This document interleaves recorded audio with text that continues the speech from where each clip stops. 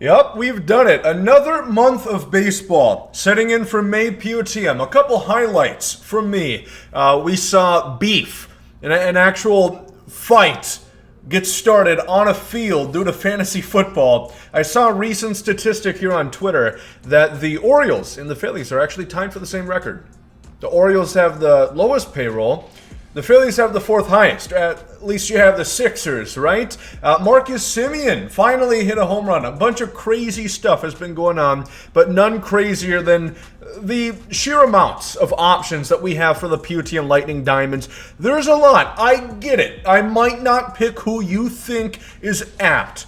That's okay. We can coexist in this comment section by you letting me know why I'm wrong. Straight up, just tell me. Hey, Gomer, are you dumb?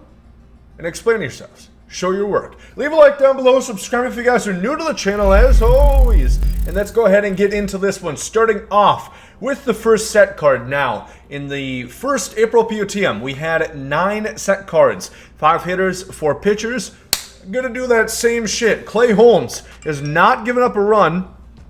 I've not gone a video without my phone going off in a while. Sorry. Clay Holmes has not given up a run in a long time. He had a 0 ERA in the month of May, and I think it's pretty clear that he deserves a card right here. So I'm going to say the overall's not there. Good work, Gomer.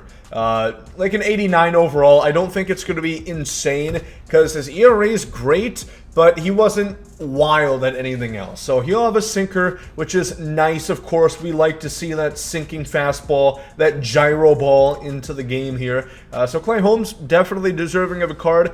Could be pretty decent as well if he has good hit 9 and then good control. That's the big thing. His last series does not boost it, damn it. Give up no walks. Nick Pivetta, another one here for the Boston Red Sox. Again, where did that sinker come from? Was it fabricated out of thin air? Yup, you're goddamn right. He has not thrown a sinker to my recollection ever, but to make him usable and not just spammed L, who cares, mid, YB better. Let's give him a sinker so somebody actually looks twice at him, because he could be decent. He does have the hit 9. Gomer, get your big ass out of here. He throws pretty hot. 97 on the 4-seamer is what I would project. And again, the thing with him, the thing with all pitchers, if you have that good control, which they don't always really update that as much as they should, BB9 is not as important as the actual control in each pitch. That is what, from what I found, to be most reflective in the par size, making it look from an anorexic Tristan McKenzie to a beach ball Babe Ruth type. So Nick Pivetta, definitely deserving of a card. You're going to see a couple more Red Sox on here. We have Martin Perez, the AL or the MLB leader in ERA, I do believe, which is, again, pretty wild. And again, like Clay Holmes, I'm not sure how good this card is going to be, because yes, he's dominant, but if you pull out your magnifying glass, renew your subscription on your glasses, Helen Keller, I don't see an ERA attribute here, so it's tough to really make him reflective of how good he's been in real life. Like, his hit per 9 is alright, he doesn't really strike out a ton. He doesn't strike out a lot of batters at all, actually.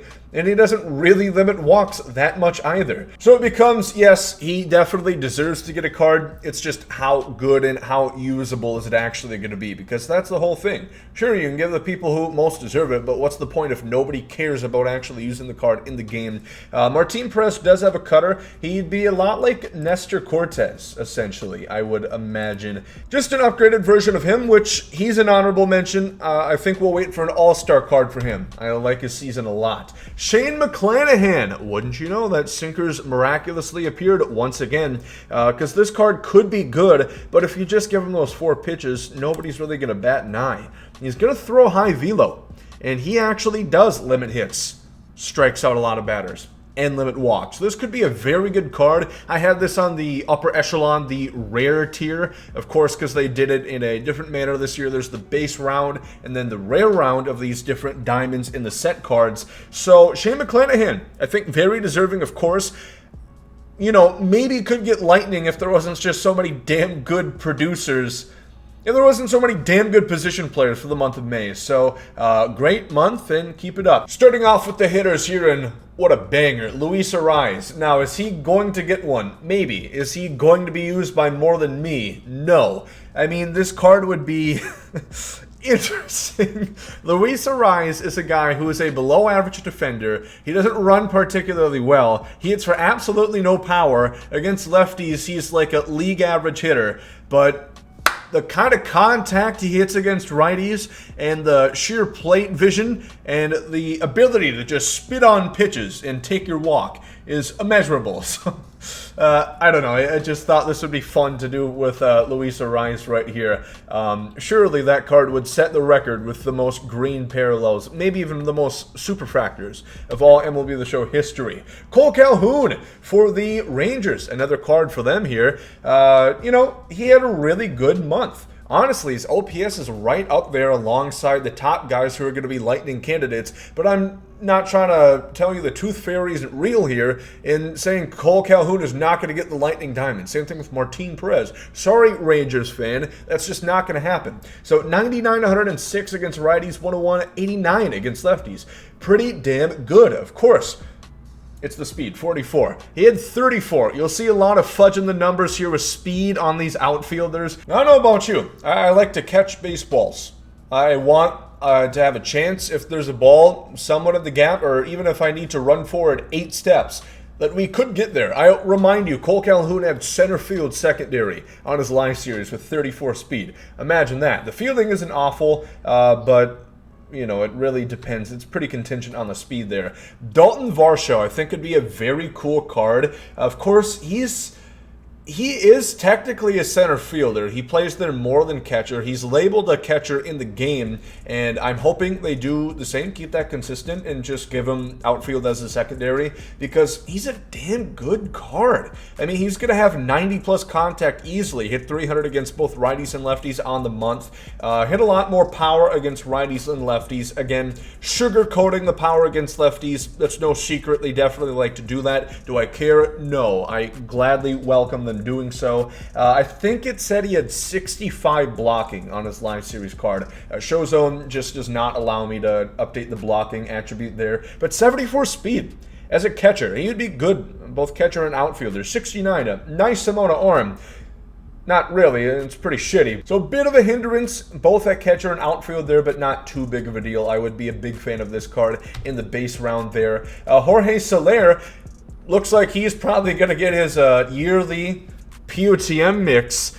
Hit for a ton of power. I think this would be an interesting card. We don't have too many of them right now with just like very over-the-top power guys. Now, I wouldn't be a fan of this card. Again, just look at the fielding. I boosted that up 10. It was at 45. He would need 15 to even scratch shit bronze color. It is common as far as the eye can see. Again, he had center field labeled here. We boosted his speed. I think this could be a usable card. He'd be an all-star merchant, to be honest. 73, 78 is plenty enough for all-star difficulty. So it'd be a fun card for sure. Soler, I know, has a lot of fans. He's played with the Cubs, the Royals, the Braves, now the Marlins. Go ahead and give him a card right there. Starling Marte. You wouldn't believe it, or maybe you would. SD has actually downgraded this guy, -2, when he had like a 950 OPS on the month of May. What do they get paid for? 108 contact against righties, 89 against lefties. It could be a good card. Starling Marte always seems to play above his attributes. The power's not going to, set the world on fire here, but he's going to have the speed, the stealing, and, just an overall well-rounded card for Starling Marte. I'm not sure if there'd be a 91. I wish Showzone had a feature where it actually, round up, what overall it looks like, because I'm just eyeballing here. It looks like a 91 center fielder to me, but you tell me. JD Martinez, again, OPS right alongside the Lightning guys, which we're just about to get into, but the fielding and speed just makes it so painful, so difficult to actually get the overall up. He had over 400 on the month. His contact would be like wacko mode. It might even be higher than 113, 119 like we gave him here. I don't know. Like, would this card really have a purpose? That's kind of the hard thing I'm having a time considering right now. I do have some honorable mentions before we get into the Lightnings. Tim Anderson, he's already a Live Series Diamond though in 87. I know we included McClanahan, but I was kind of grasping for straws here. Christian Walker, Wilson Contreras. Contreras would be a great option, but he'd be very platoon heavy. I mean, like, sure, he's deserving, but I'm trying to fit both, you know, like balance two things right here. Both deserving and how good, usable, worthwhile it would be to even add into the game. Then a couple honorable mentions for pitchers. Alexis Diaz, Edwin's brother, AJ Minter, and Tarek Skubal. But JD Martinez is there. Let's get into the Lightning. Starting off with, in my opinion, the least likely, which is Rafael Devers. He would be maybe my favorite out of the three. I love his swing. It is butter. Rafi, I'm giving him 115, 110 contact. Could be higher. I mean, he just hit crazy good versus both sides. He's really developed into a well-rounded hitter. Even power against lefties was at like 270 on the month, which wasn't that bad. Sure, maybe not 88 worthy, but we have to, you know, boost it a little bit. Again, no secret they do the same thing. And then, you know, overall, this card would just be good. Whether you play him at 3B or 1B, he would be one of the best cards of the game. Fan favorite, he has a great swing, loved in the community, and definitely deserving it. Had a kick-ass month. Then we have Bryce Harper.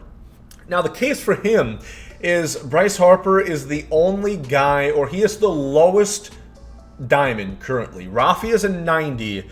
Well, Paul Goldschmidt, not to spoil it right here, but he's the next guy we're going to talk about. We have Mookie Betts. We have Aaron Judge.